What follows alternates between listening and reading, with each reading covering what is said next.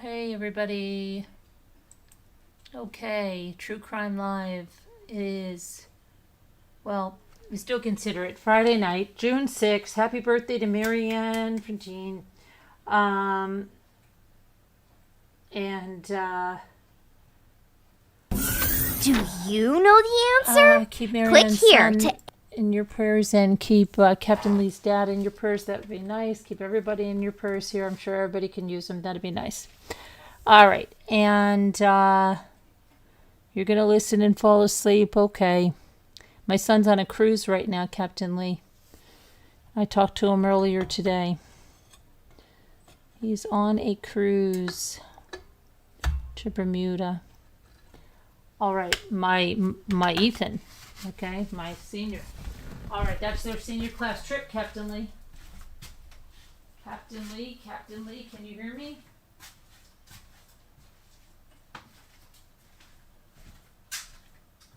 Let me get my drink. I'm getting like Scooter. I've got to have my drink and my ice and my drink.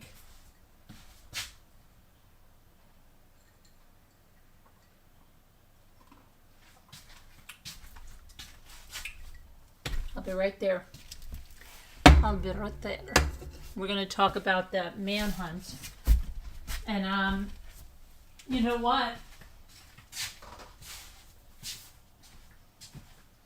Let me tell you. I'll tell you what.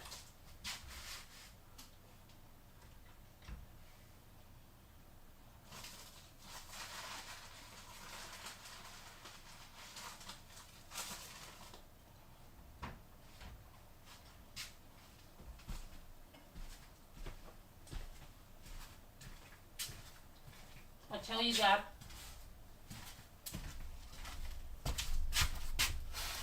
the girl's mother, through a lawyer, think that he took his own life, and that's what I told you I think happened too.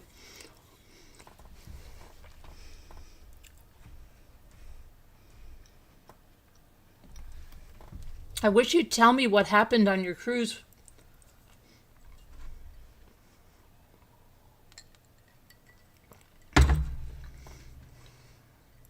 What went wrong? Like,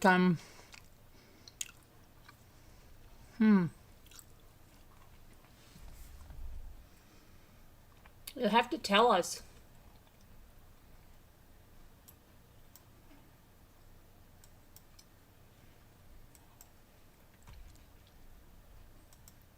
Wish you'd come up and tell us sometime.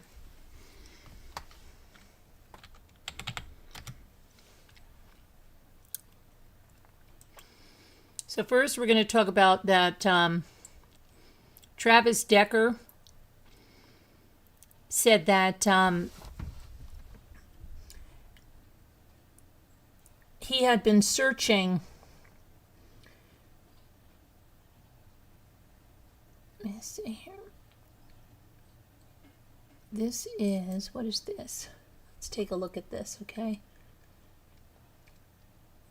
This is an immediate release. This is an update. Let me show this, okay? Okay.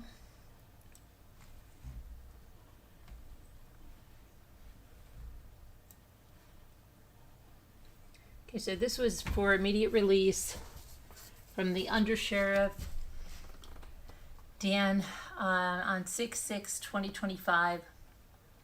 Dozens more law enforcement professionals, both tactile and administrative, have converged on the Chelan County and joined the investigation and the search for Travis Decker. Despite the many challenges faced in the complex ongoing murder investigation, morale and effort remains extremely high within staff at the command post. The investigation and operations continue as new surveillance video, photos, and tips from the public are continuously surfacing, which aids in decision making. Out of an abundance of caution, we have been given notice to and are working in conjunction with our surrounding counties in the event Mr. Decker moves through the forest into their jurisdiction. Additionally, the more agencies we can get involved and the more the public remains vigilant, the better opportunity for success in the capture of Mr. Decker. If you see Mr. Decker, please call 911 immediately and do not attempt to contact or approach him. Anyone with information is urged to call the CCSO tip line at 509-667-6845 or submit your information at coachellen.wa.us/sheriff/forums/submit a tip. All the teams here at the command post want to again emphasize our appreciation for the public support in this case. We are also encouraged by the amount of support we are seeing from our community that is being given to the family of the victims. That support in large part sustains the effort, motivation, and morale of our team. Currently, we do not have any scheduled press conferences, but we will update the media and public if one will be held. We understand there is a large demand for media and questions to be answered. Given current staffing requirements, we still cannot respond to individual media requests, and all information will be given out via these media releases until further notice. Okay.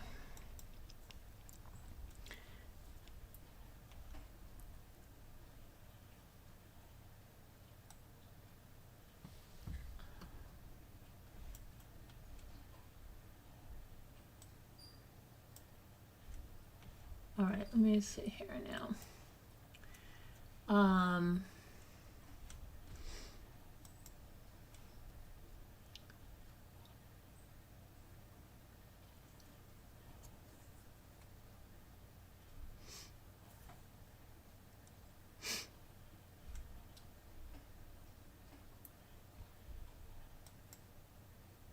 right, let me go back to what I wanted to talk about Canada.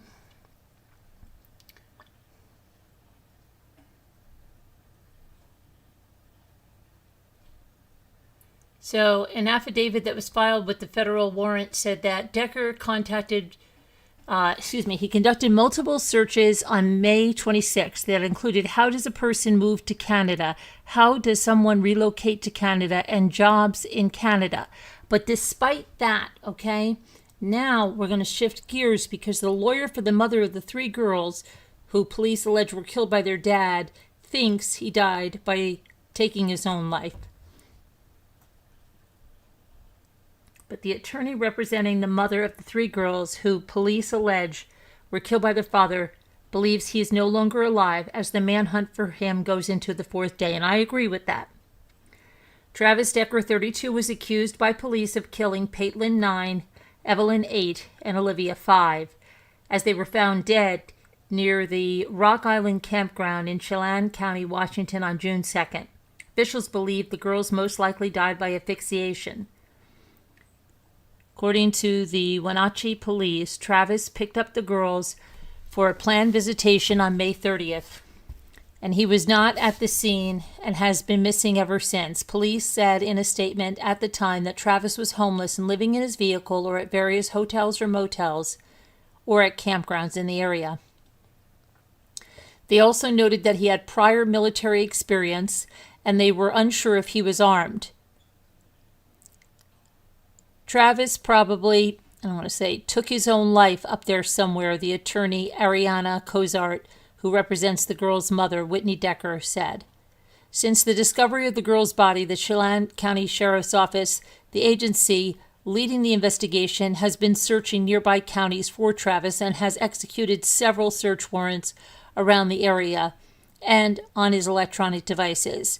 Everyone cares that Travis is found for peace of mind, if nothing else, Cozart says. According to Cozart, Travis was a present and active father up until the end, but he was dealing with mental health struggles that put a strain on his and Whitney's 7-year marriage, which ended in 2022.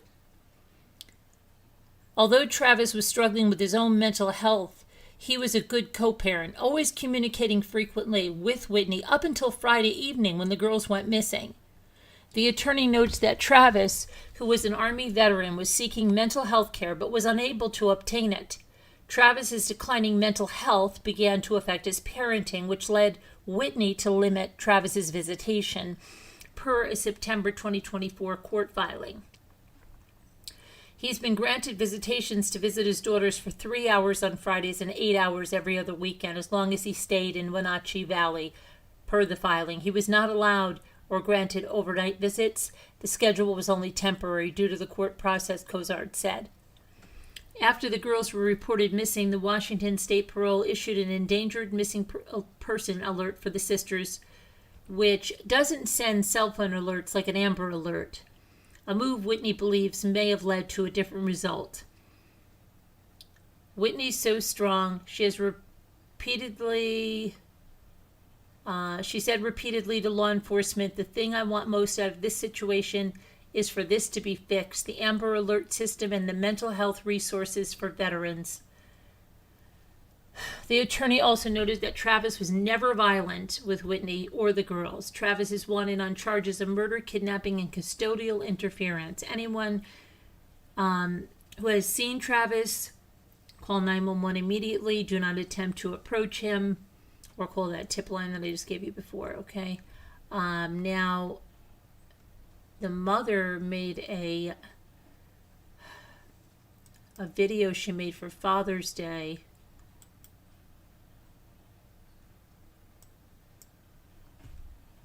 So sad.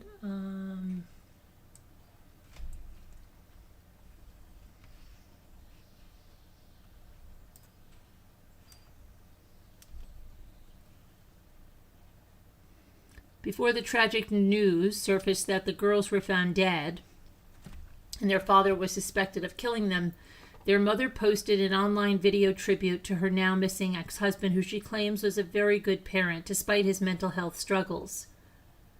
It was a 20-second video, and it was shared through Whitney's attorney.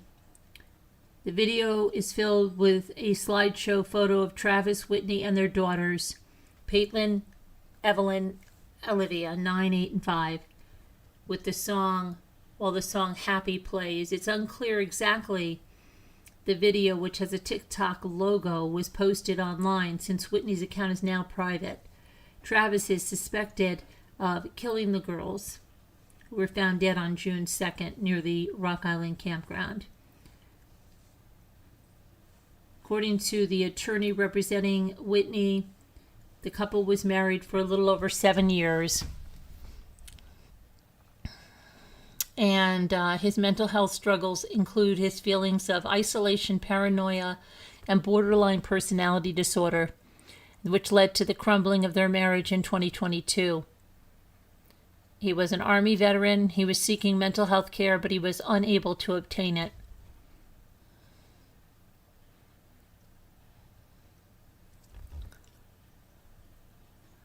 He was not a violent man with Whitney or the girls ever. So, okay. Very sad, so.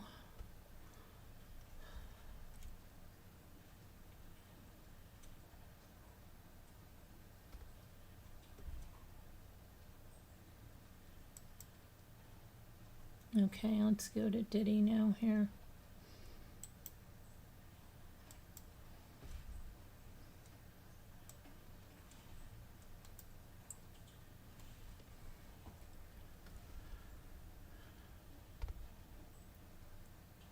A woman who prosecutors say was sex trafficked by her ex, Diddy, testified that he reacted angrily when she asked for a condom during a S encounter with S workers on her birthday. The woman, testifying under the pseudonym Jane, is Sean Combs' former girlfriend. Previously, she told the court that Sean had her participate in hotel nights, which seemingly bear similarities to the now infamous freak-offs.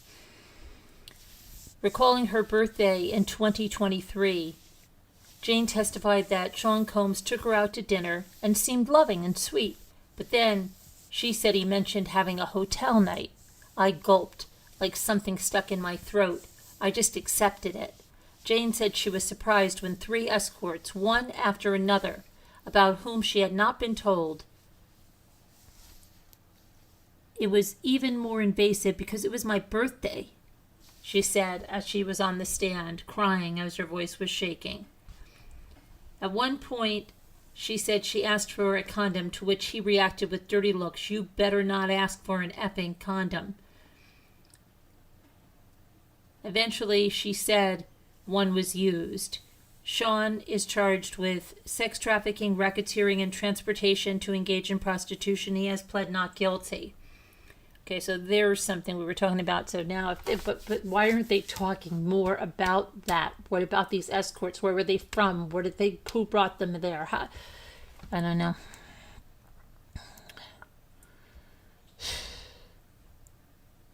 See, somebody right here.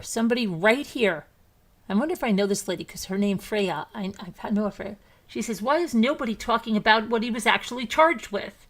And somebody said, because he's going to get off on those charges.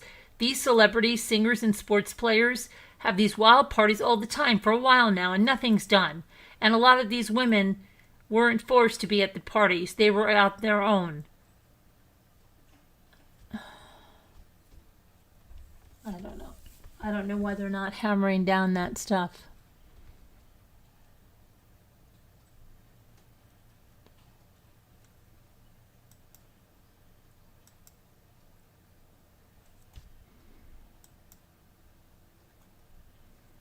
You know, why?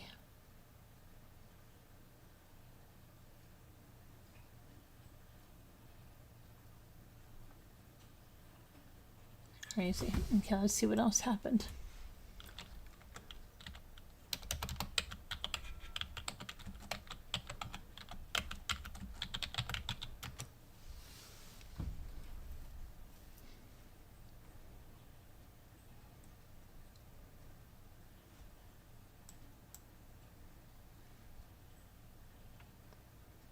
A hotel security guard, Eddie Garcia, testified about receiving $100,000 from Combs to secure footage of the 2016 attack against Cassie Ventura.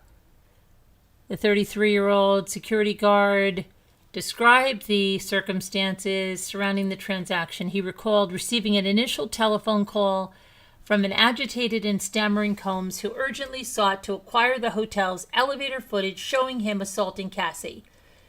He expressed concern that the public exposure of the recording would be detrimental to his reputation. Subsequently, Garcia described feeling anxious when he encountered a cheerful Combs at an office. Combs addressed him as Eddie my angel before Garcia handed over the security recording on a USB device. Garcia stated that he was required to sign a confidentiality agreement confirming it was the sole copy and agreeing to maintain silence about the incident. Garcia described Combs as anxious during their initial contact and detailed the subsequent cash transaction. On Thursday, Judge Aaron Subramanian observed Combs nodding vigorously and looking at the jury during cross-examination and sidebar discussions following the prosecutor's observation of his nodding furiously during the proceedings. Prosecutor Maureen Comey expressed concerns about Combs' actions effectively constituted nonverbal testimony through his affirmative nodding while his lawyer posed questions. Defense attorney Mark Agnifilo assured the court during a lunch recess that he would address the behavior with Sean Combs after the judge declared it absolutely unacceptable. The judge issued a firm warning stating that any reoccurrence would prompt him to consider prosecution's request for jury instructions or potentially more severe measures, including removing Diddy from the courtroom.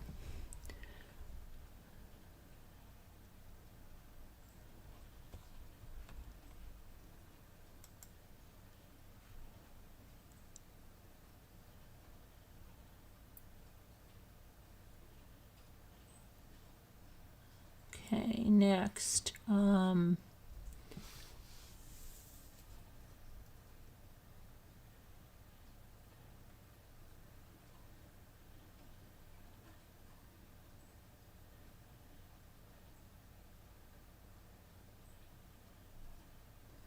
want to get to Lori Vallow because she got thrown out of court today. also. But before we get to that, we're going to finish with Jane here because we're going to talk about the love contract. Jane read text messages that Sean sent her leading up to an all-star party. The party was a type of freak-off with multiple men. Jane previously texted Combs asking for help purchasing furniture, but said she did not want to partake in the all-star party because she was feeling anxious and tired from prolonged drug use. Sean responded with a series of insults, which she read aloud to jurors. She eventually told Sean she wouldn't attend due to her period. "Don't stress me about money ever again," Sean wrote in a string of crude text messages.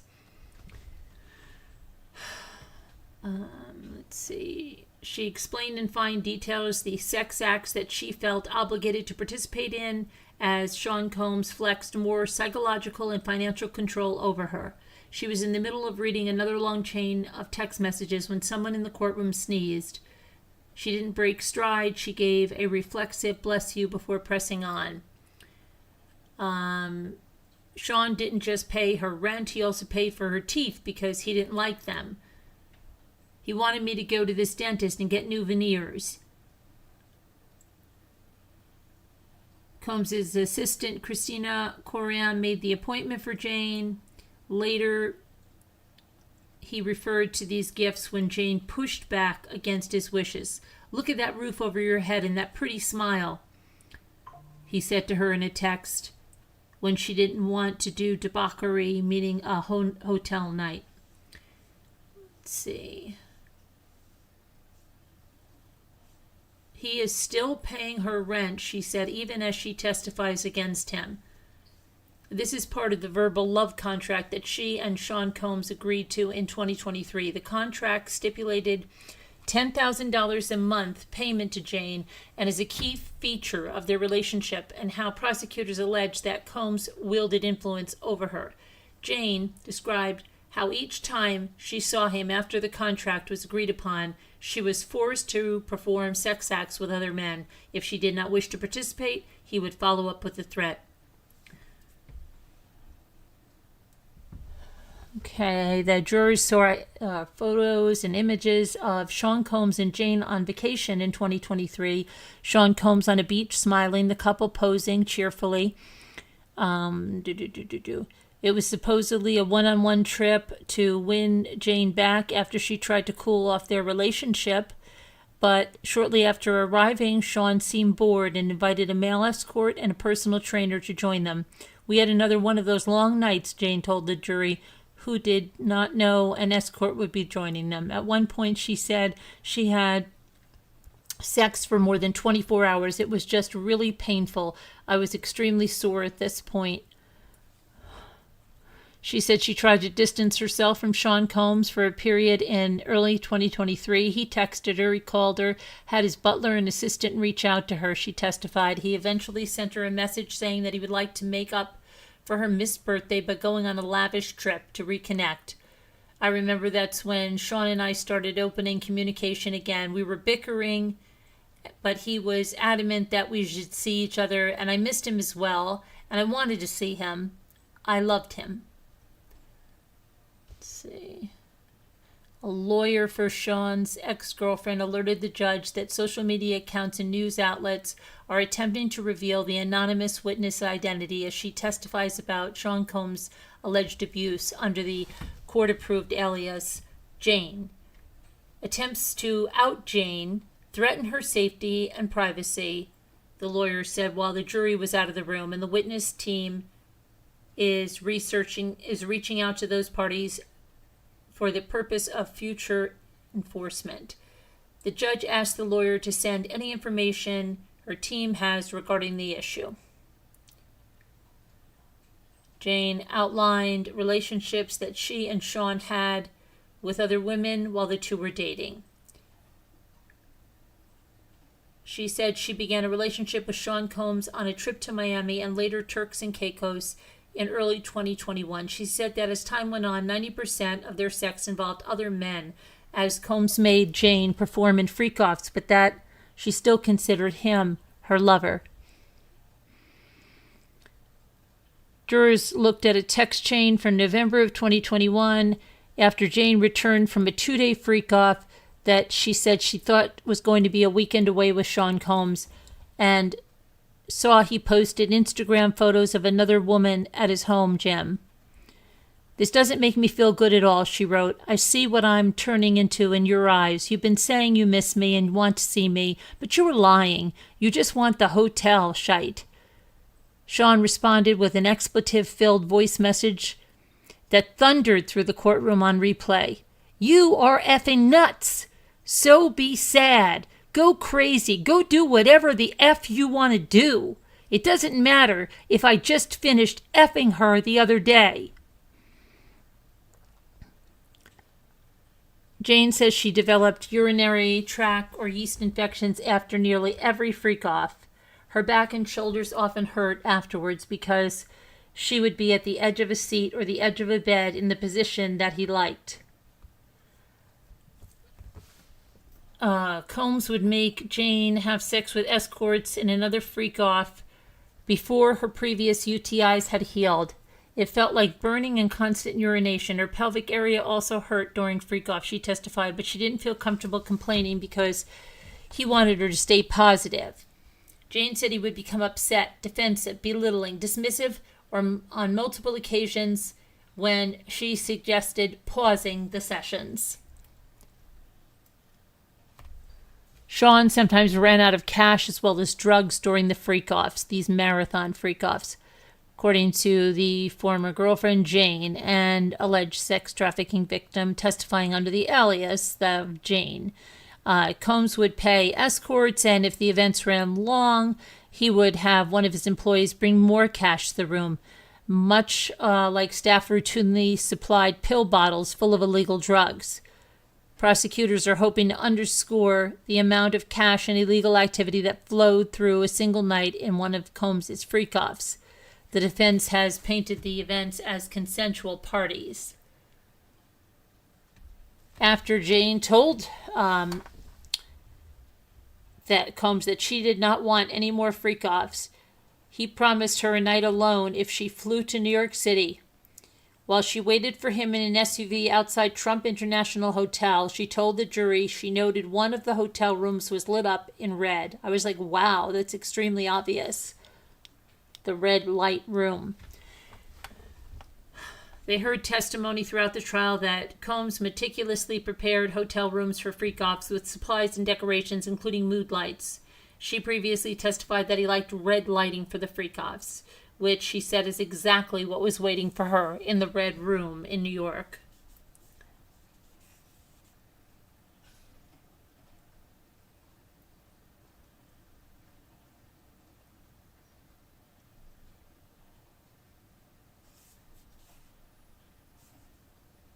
Okay. Assistants to Sean Combs would usually book travel for porn stars, Jane testified. She recalled paying at least 2 men with cash from what she referred to as Combs' cash drawer in the hotel rooms they used for freak-offs.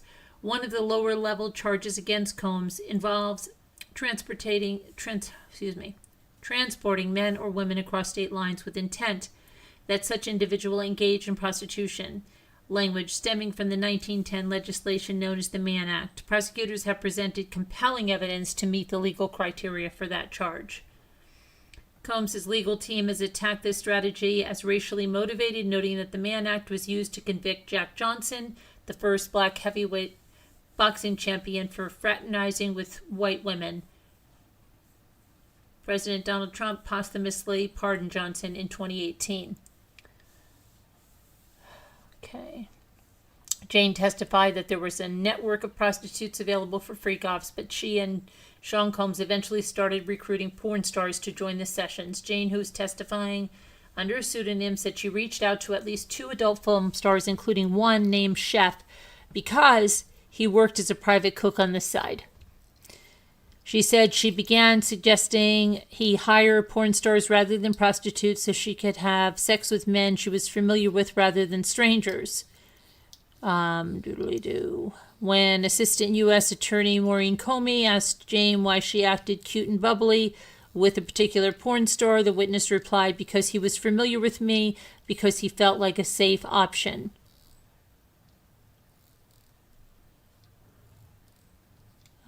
Sean Combs twice asked Jane to bring a package of drugs from California to Miami in her checked luggage.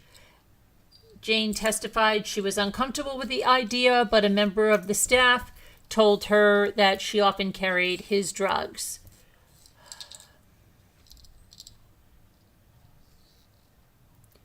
Sean would regularly run out of drugs during freak-offs and have his security guards or assistants get more, according to the ex-girlfriend.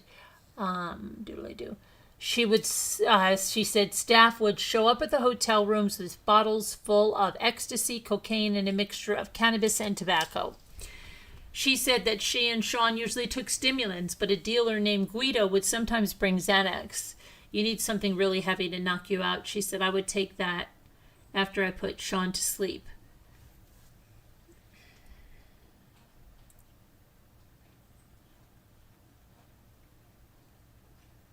The first time Jane tried to perform sober in a freak-off in 2021, the fantasy of it all wasn't there. It just wasn't easy, she said. She was eventually asking Combs for ecstasy.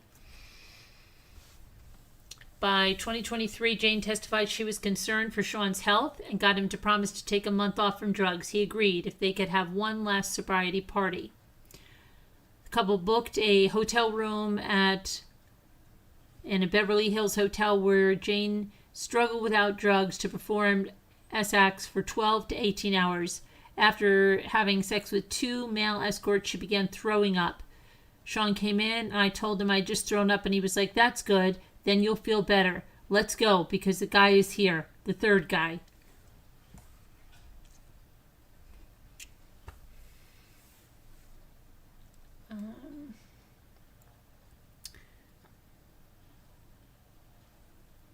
Once she started paying for her rent and living expenses, she said she opened Pandora's box and she's never been able to close it. I'm so much more than being loved in the dark in hotel rooms doing things that make me feel disgusted. I don't want to play this role in your life anymore. It's dark. It's sleazy. It makes me feel disgusted with myself, she continued. I don't want to feel obligated to perform these nights for you in fear of losing the roof over my head. And he replied, girl, stop!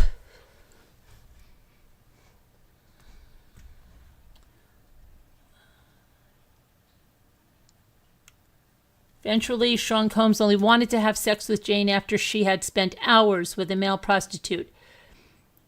Jane explained that due to her love and infatuation for Combs, she longed for one-on-one time with him, which she only got after she had sex with other men while he watched. I started to feel obligated that I had to perform. Her testimony is very similar to Cassie Ventura, who dated Combs for years before Jane.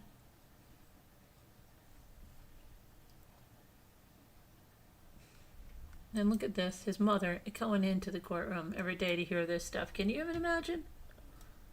Can you imagine?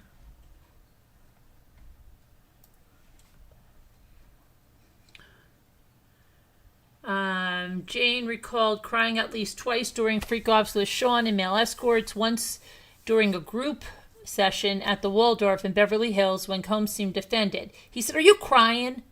Like he was disgusted with my face, she said. The second time was in Miami when she said she was so high she was intermittently blacking out. She clung on to Sean Combs' butler in desperation before Combs made her have sex with an escort. Later, she said she broke down in tears in the shower with Combs. He just said, "Don't effing do this right now. I'm high and I can't effing see that. I'm too high." Let's see. So she broke down in tears as a video of her performing sex acts in a freak-off played in the courtroom. And this one's mother's watching this, right? She paused her testimony, took a breath, collected herself, as she has done in the past 3 times in the 10 minutes that the footage has been shown. Sean Combs leaned in alongside his attorneys to watch the video, which is recorded due to concerns around anonymity. Videos of Jane in the freak-off are being shown to the jurors and the lawyers, but only the audio is made available for the rest of the court and the journalists.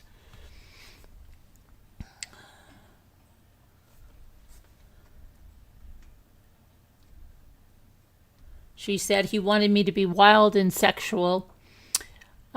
Those were her instructions that Sean gave her during freak-offs and hotel nights with male prostitutes.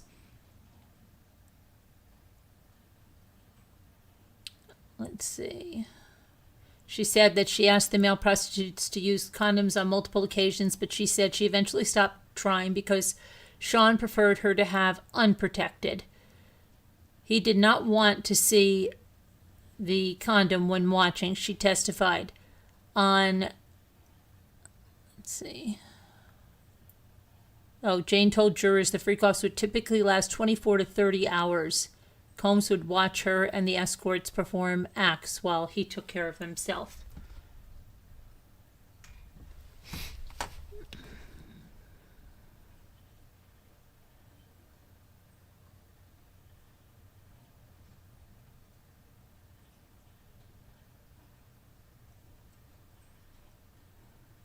Okay.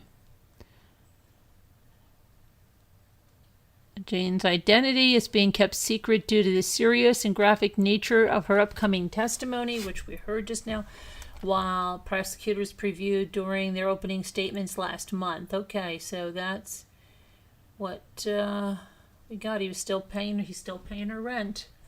And there's his mama going into court. Isn't that crazy?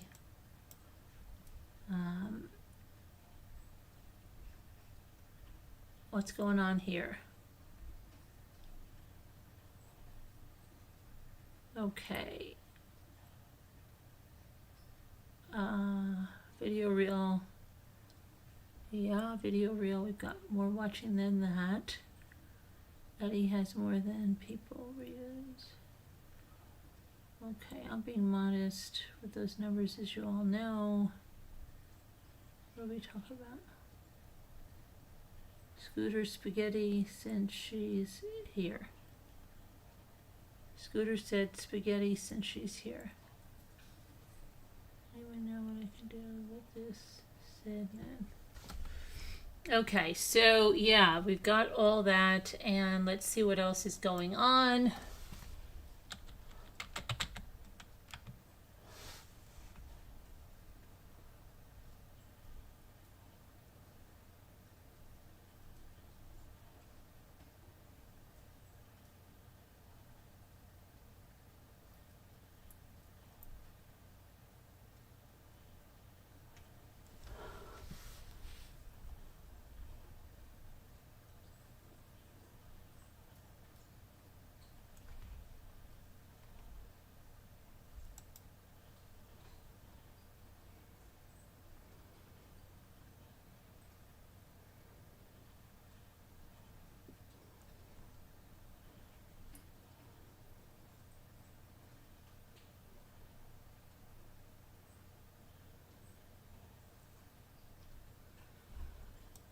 Hold on, I'm looking for something.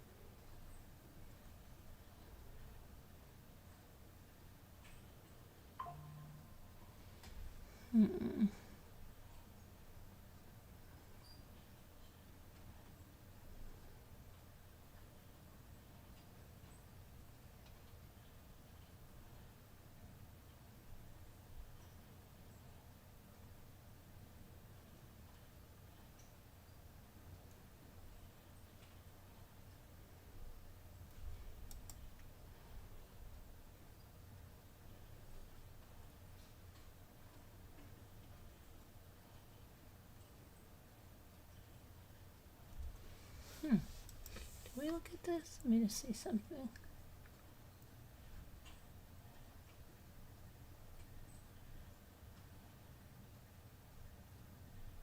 I don't think we did. Okay, we're going to look at something. We are going to look at something.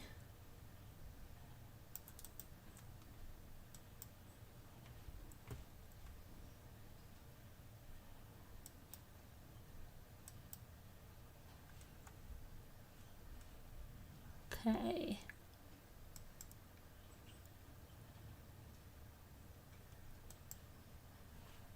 So here's something in South Carolina. It is a charming 1820 historic farmhouse with a pool on 5+ acres in Pomaria, South Carolina. I'm going to tell you about it a little bit.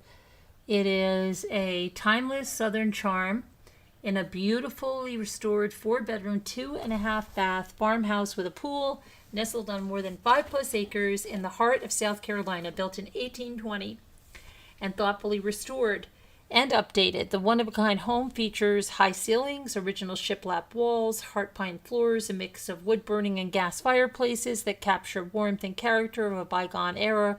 Recently remodeled bathrooms blend modern farmhouse convenience with vintage style, fresh paint inside and out, make it move-in ready.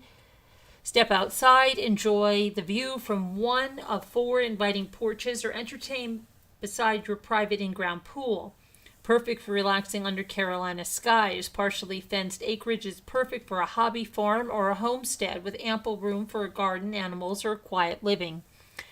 All within 15 minutes from the historic town of Newberry, which is voted one of the best small towns in the country.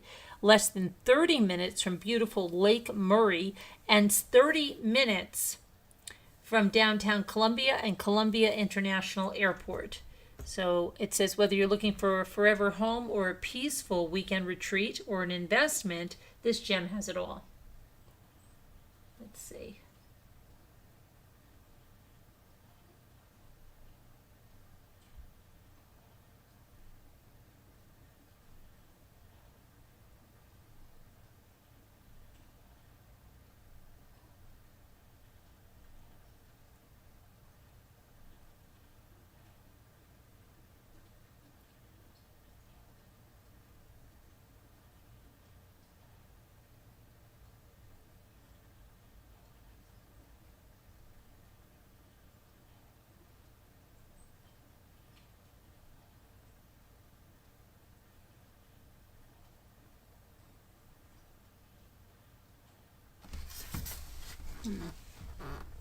I don't like that there's no window here by the kitchen sink.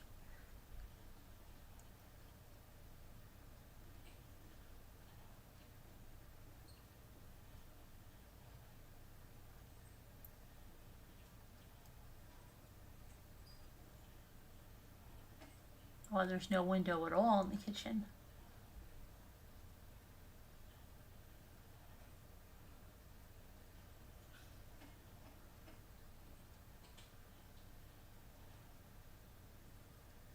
The pineapple.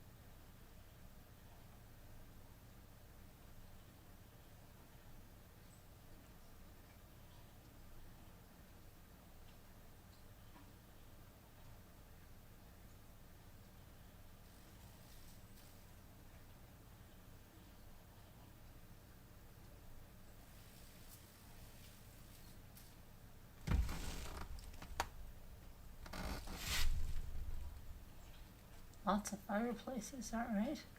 Seems like there's like way more. How many bedrooms do they say this was?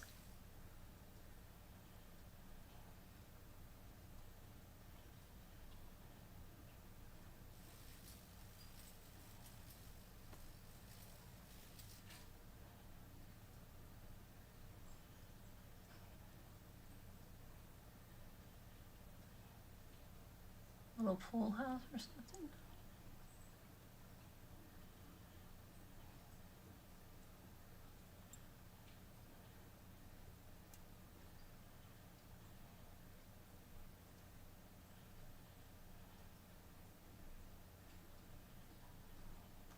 Okay, so how much is that? Remember, it's got it's over 5 acres.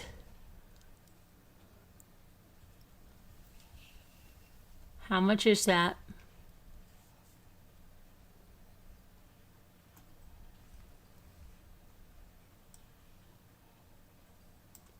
How much do you think it is?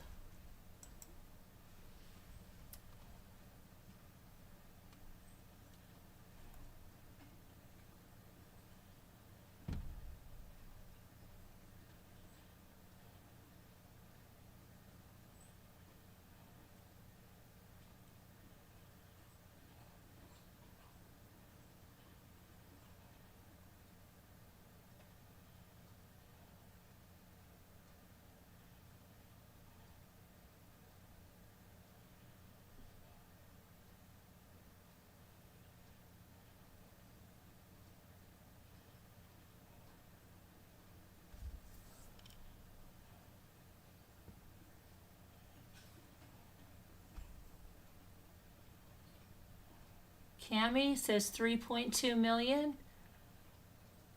Hi Cami, how are you? Hi Heart. Hi Julianne. South Carolina video reel. South Carolina.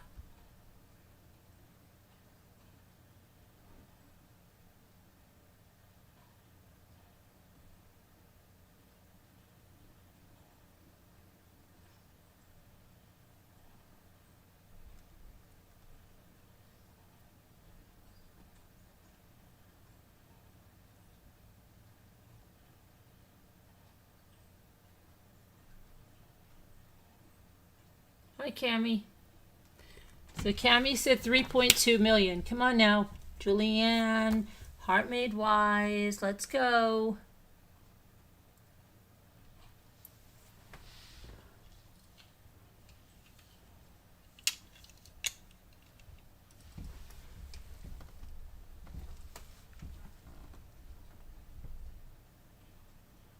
Yes, become a channel member. Wouldn't you like to be a Rambler too?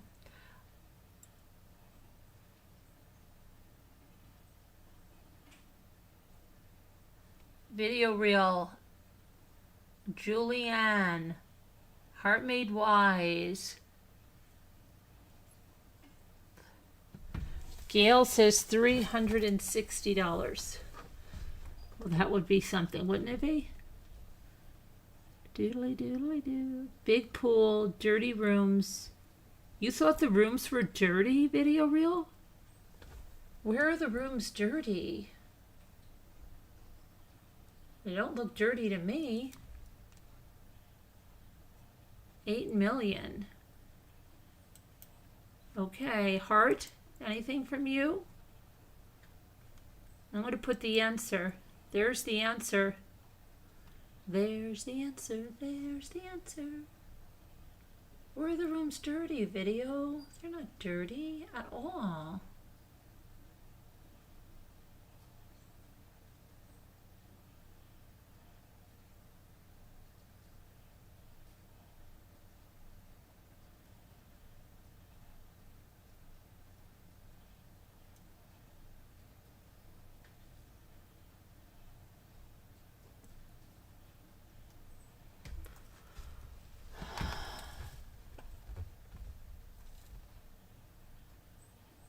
Hi, Cami.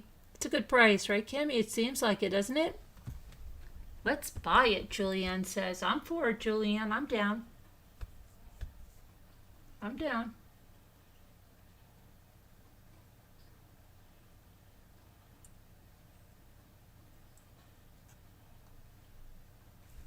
Let's take a look at something else.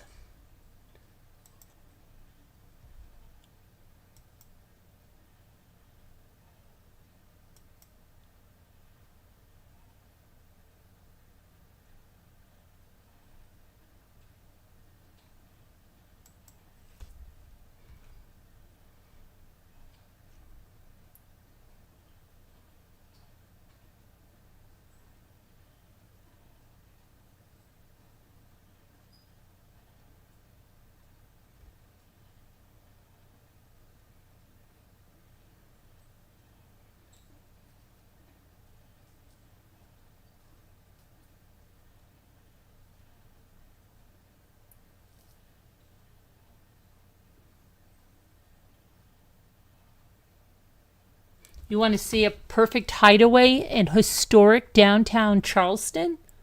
Would you like to see that? A perfect hideaway?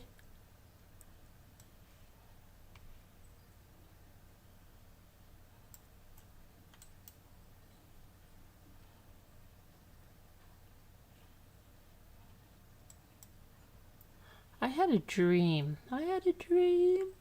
No, I had a dream about a pink house in Charleston. But then there was a pink house we saw in Charleston. But then there was that movie we saw, that psychological thriller with Dakota Fanning in it.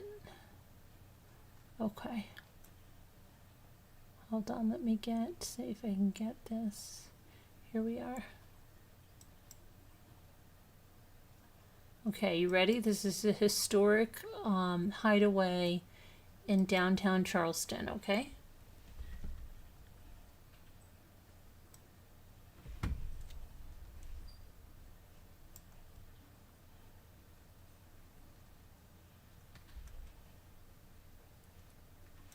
Uh-oh. Get over there. Okay, let me just tell you a little bit about it, all right? Historic 1890 building secluded in the back of an old Charleston court on a quiet street. Great historic vibe with heart pine floors, 9-foot ceilings, 10 windows flood the unit with natural light. Efficient floor plan. Has everything you need and nothing that you don't. Its newly remodeled kitchen has a large island. It has 2 large bedrooms. Either would be ideal flex space. 2 newly remodeled bathroom with new fixtures and finishes, but retain some historic charm. An in-unit laundry, dreamy private front porch, a dedicated parking space right in front of the unit with several additional guest spots in the complex. The location is truly ideal in the booming Cannonboro, Elliottboro neighborhood of historic downtown Charleston, south of the crosstown. Local lingo for the Septima Clark Parkway that crosses the downtown peninsula, ideal for students. An easy walk or bike to the Citadel or the College of Charleston. That's where my cousin just graduated from. Even closer to the medical district for health sciences students, trainees, and a perfect home in a charming historical residential neighborhood, but only a few minutes walk to some of the best new restaurants and coffee shops in the area. Chubby Fish, Southbound, Bad Bunny's Coffee, Daniela's Downtown, and more. A few minutes walk to all of the restaurants and the rocking nightlife along King Street. Easy access to the crosstown to get off the peninsula and explore the surrounding communities. Be at funky Folly Beach in 20 minutes and bring your beach gear. Okay, let's take a look.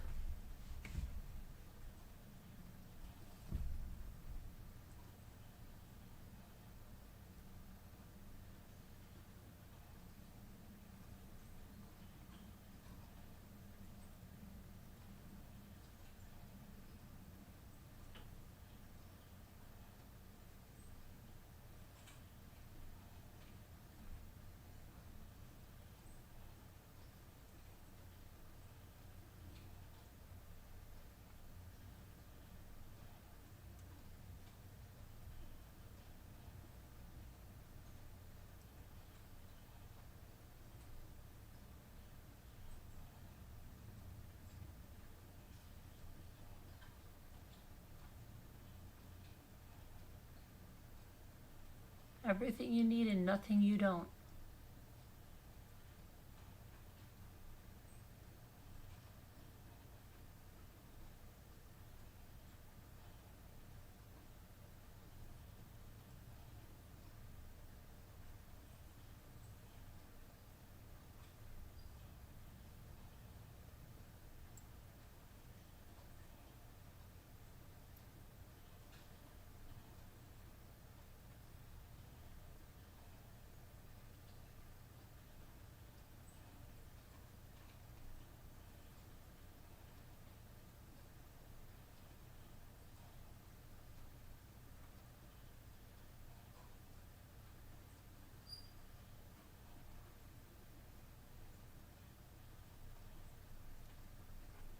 Okay, how much do you think that is?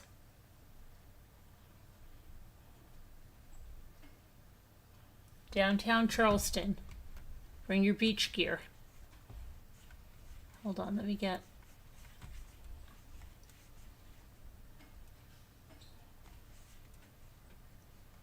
the price.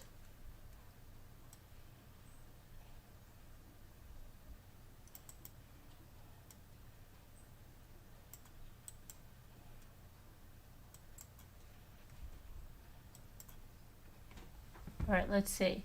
Julianne loves it. I thought you would, Julianne. I really did. I thought you would love it.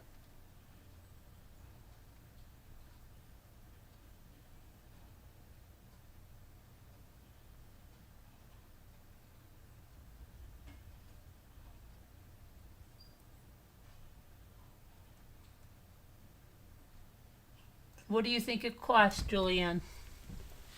What do you think it would cost to live there?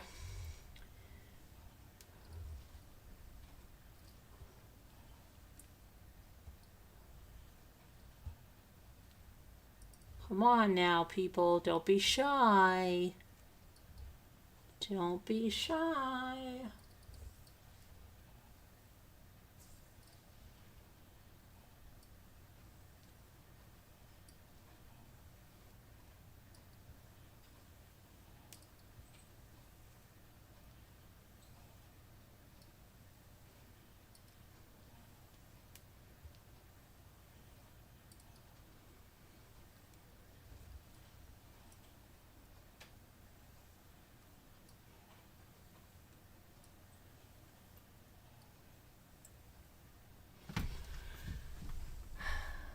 Unique places intrigue me as well. 1,000,000, Julianne says.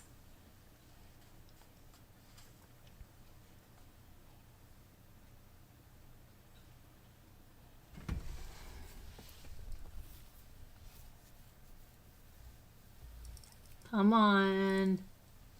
Video says $650. You want to know the real price? Of course you do. $475. $475, guys. Okay, now.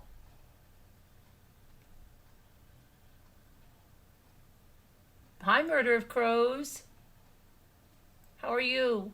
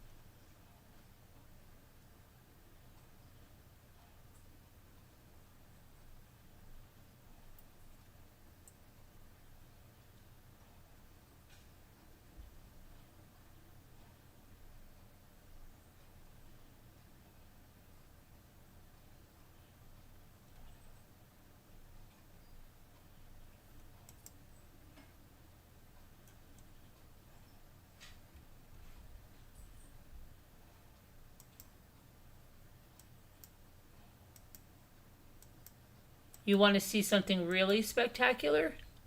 You know Charleston's Rainbow Row, it's like the painted ladies, right? You know that? I was there recently. And they can only have like gas lights and stuff. Okay, anyway, let me show you something.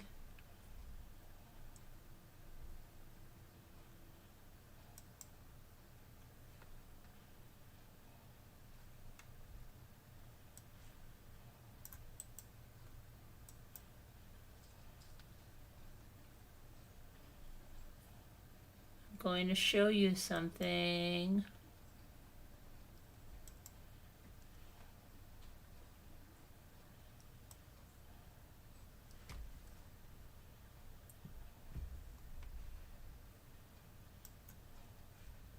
Okay, come on, get over there.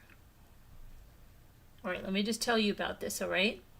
71 East Bay is a rare offering to live at an iconic East Bay address with light-filled harbor views and walkable to Charleston's best restaurants. Freshly painted, meticulously renovated in 2023, and includes custom-made Murano chandeliers from Italy, new roof, electrical, new La Cornu oven and Sub-Zero appliances, all new bathroom and kitchen and pool.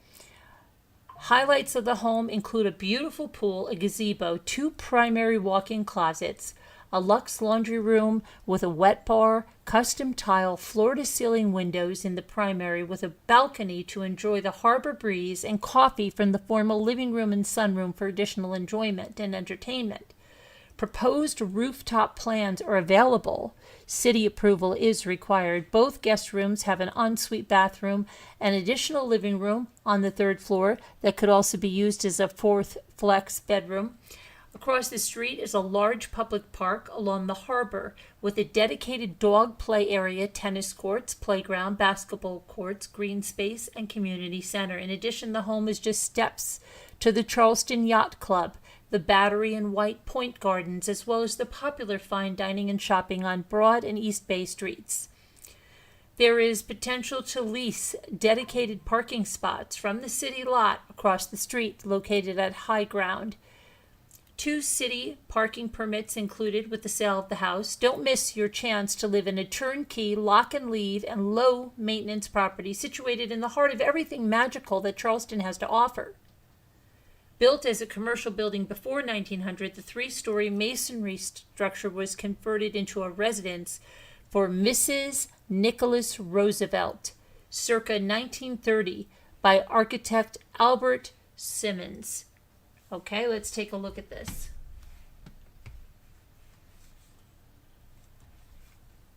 Come on, why isn't my mouse moving? Hold on a minute. Hold on, I've got to get my mouse to pay attention to me. All right, here we go. Here's the pool.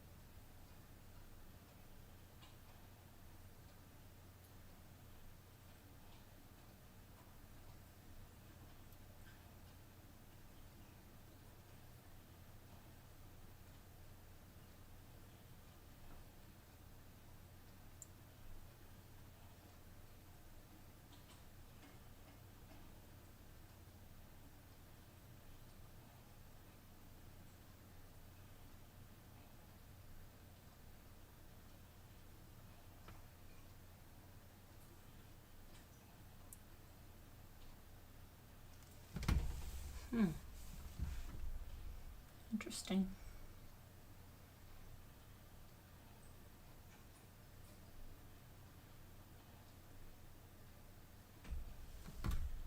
Those must be the Murano chandeliers.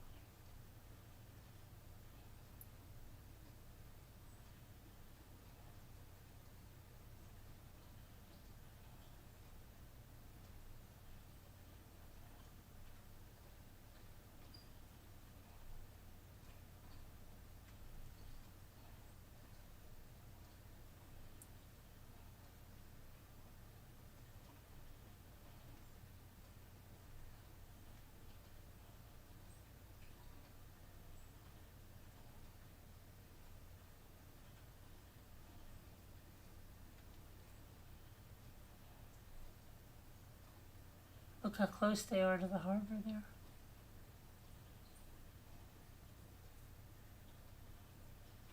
There's the pineapple fountain.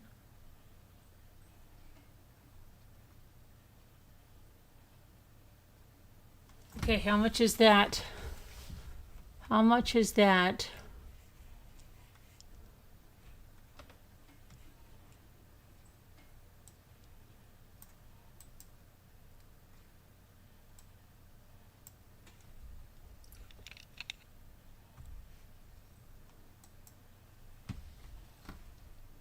My screen keeps going black.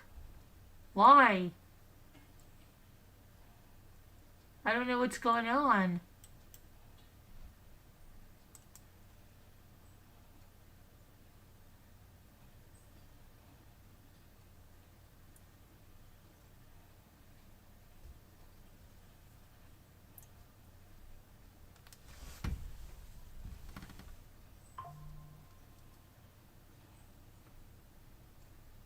What are you talking about, Murder of Crows?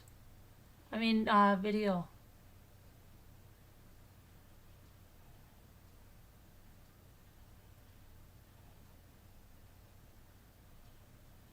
You want that?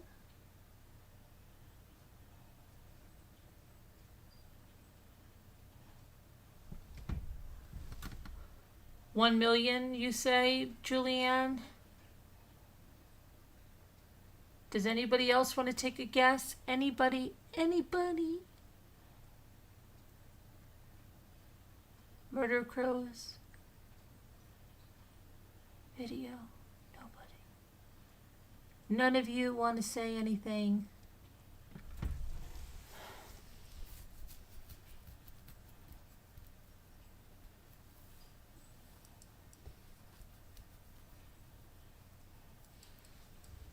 Murder Crows is 800K. Well, you guys are all off on that one. All off on that one. So sorry. So sorry, guys.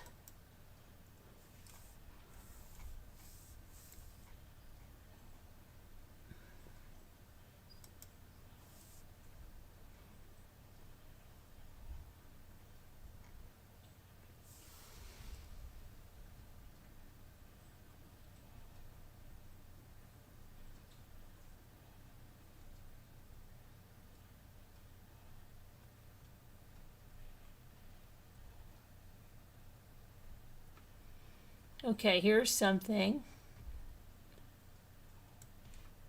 This is actually pretty close to where Elle lives.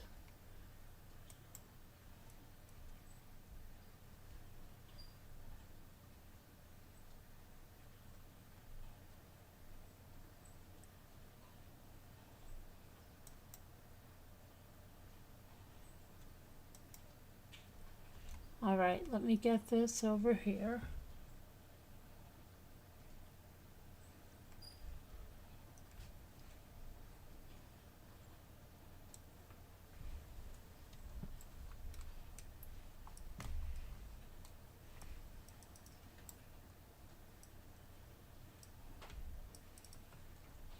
Hold on, I don't know where it just went.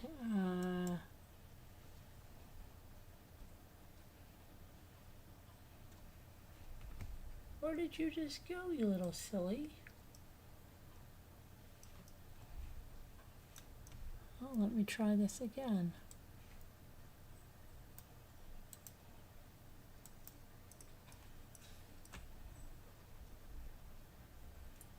Come on.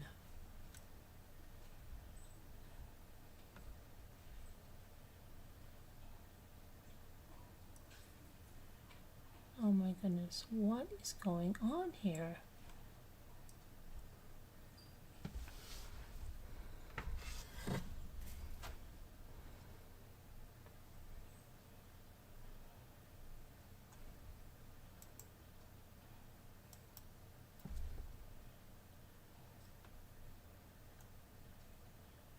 What the heck?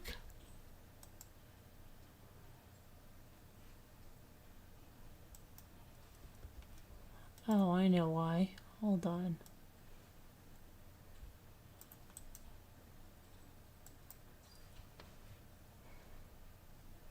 Come on.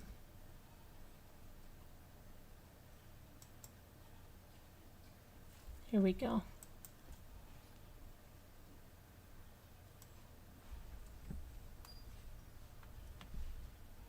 Come on, get over there.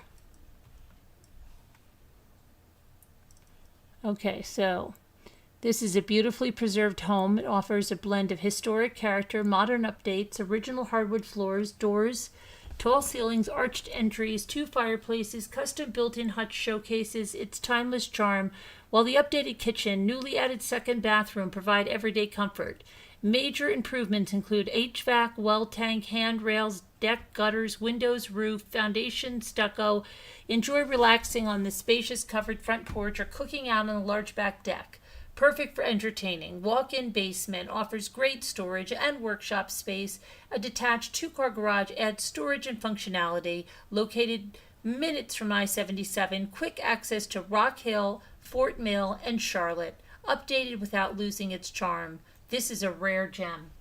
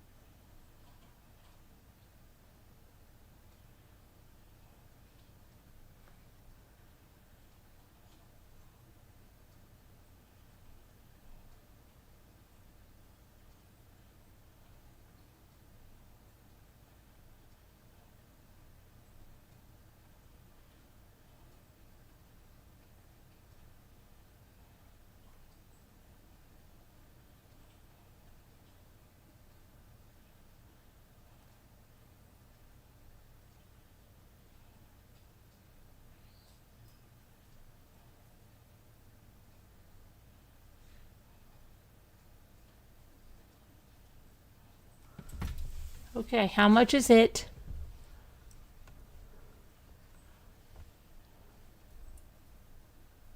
How much is it? Is boy, oh boy.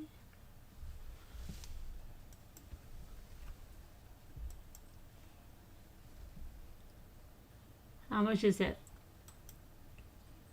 How much is it? Heart, come on, what are you doing? You playing or not?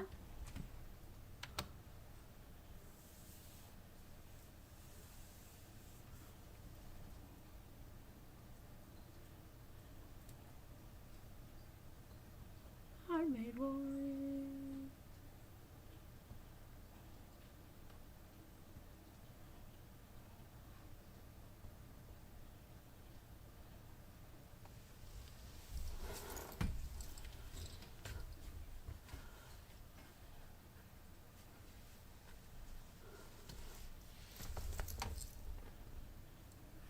Murder Crows is $450K.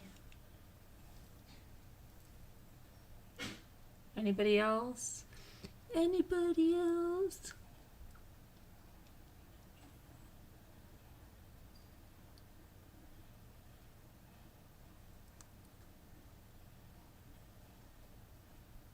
Come on.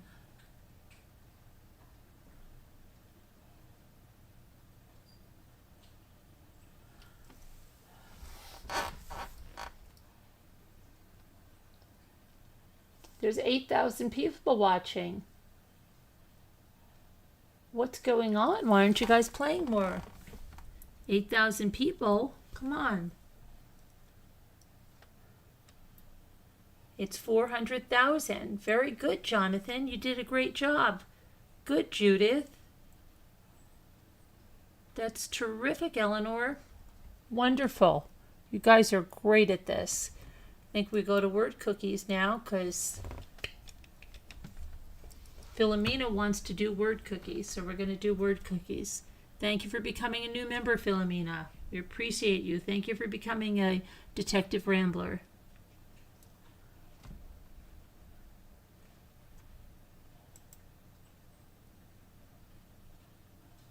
Woohoo!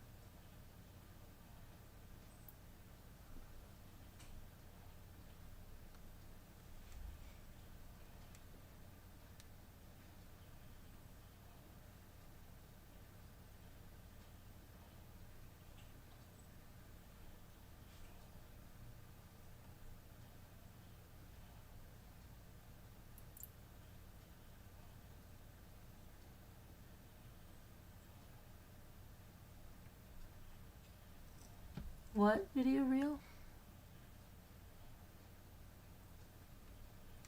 Philomena, do you know this one?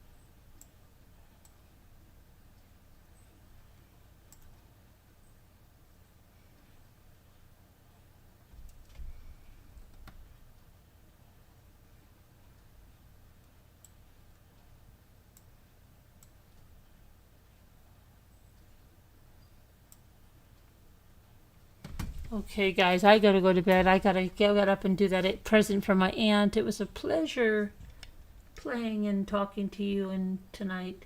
Be good people. Love you. God bless. Prayers, and be good.